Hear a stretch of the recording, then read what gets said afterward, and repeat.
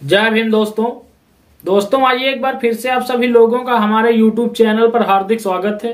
दोस्तों आज के इस वीडियो के माध्यम से हम आपको लेकर के चल रहे हैं तेलंगाना के विधानसभा चुनाव की ओर।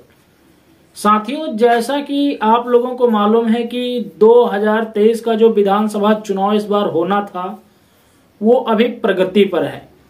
3 चरण का मतदान भी संपन्न हो चुका है और 30 नवंबर को तेलंगाना में चौथे चरण का और अंतिम मतदान होना है। साथियों, इसी दौरान और ये जो समय चल रहा है ये चुनावी प्रचार का अंतिम समय चल रहा है।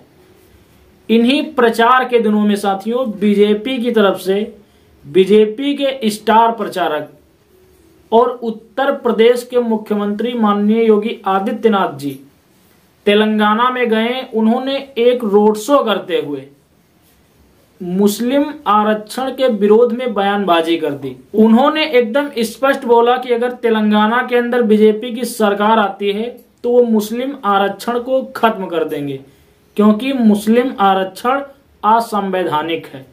उन्होंने मुसलमानों की संस्कृति पर भी प्रहार करते हुए कहा कि अगर बीजेपी तेलंगाना में शासन में आई तो हैदराबाद का नाम बदलकर भाग्यनगर कर देगी। साथियों, योगी आदित्यनाथ इस समय बीजेपी की एक बड़ी शख्सियत है। पीएम मोदी के बाद योगी पीएम बनेंगे ऐसी अटकलें देश में लगाई जा रही हैं। पीएम मोदी के उत्तराधिकारी के रूप में योगी आदित्यनाथ को देखा जा रहा है। तो योगी आदित्यनाथ का ये बयान कोई भी नेता हल्के में नहीं लेगा।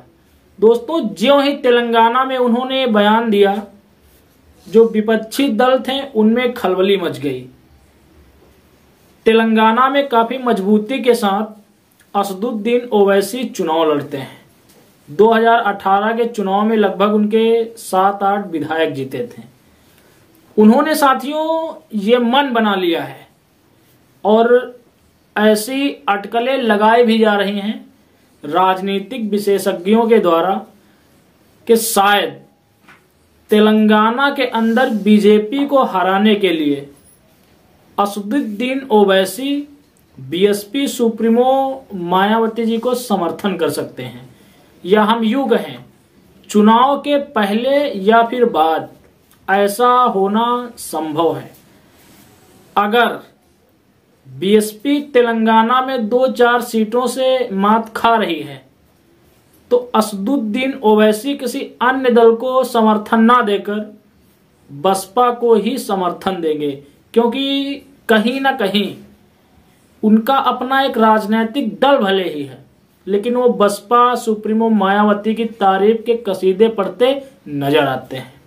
और दोस्तों, ये सच भी है कि अगर बीएसपी के साथ तेलंगाना का मुस्लिम वोटर जुड़ गया तो तेलंगाना में आरएस प्रवीण कुमार के नेतृत्व में बीएसपी की सरकार बनना एकदम तय है।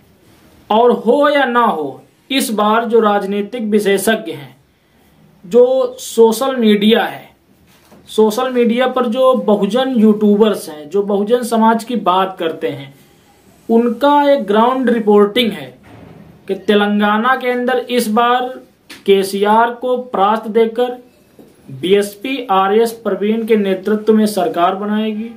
और अगर चुनाव के पहले असदुद्दीन ओवैसी की पार्टी ने बसपा को समर्थन नहीं दिया तो ऐसी पूरी उम्मीदें हैं कि चुनाव के बाद असदुद्दीन ओवैसी बसपा को समर्थन जरूर दे देंगे।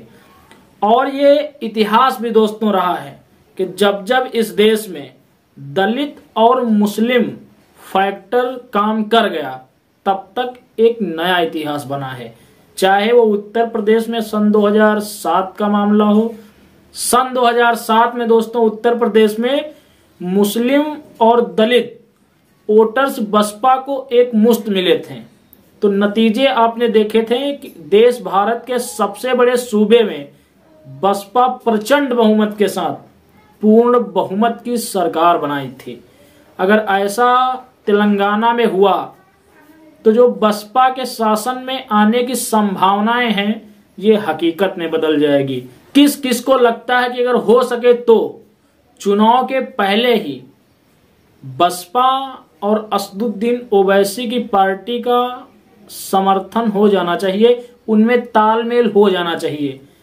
अगर मुसलमानों को इस देश में बीजेपी को रोकना है तो बीएसपी के साथ आ जाना चाहिए। कमेंट सेशन में आप जरूर बताइए। मिलेंगे एक अगले वीडियो में एक अगले मुद्दे के साथ। तब तक के लिए आप सभी को मेरा सादर जय भीम, जय भारत, जय संविधान।